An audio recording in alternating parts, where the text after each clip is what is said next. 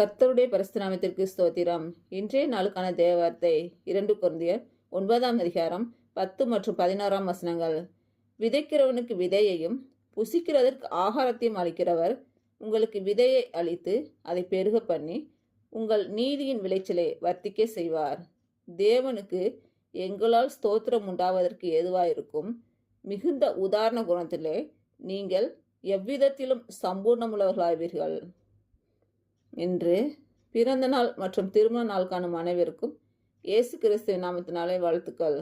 கர்த்தர் உங்கள் பலவீனங்களை மாற்றி உங்களுக்கு பலத்தை கட்டளையிடுவாராக. கர்த்தர் உங்களையும் உங்கள் பிள்ளைகளையும் உங்கள் பிள்ளைகளின் பிள்ளைகளையும் ஆசீர்வதிப்பாராக.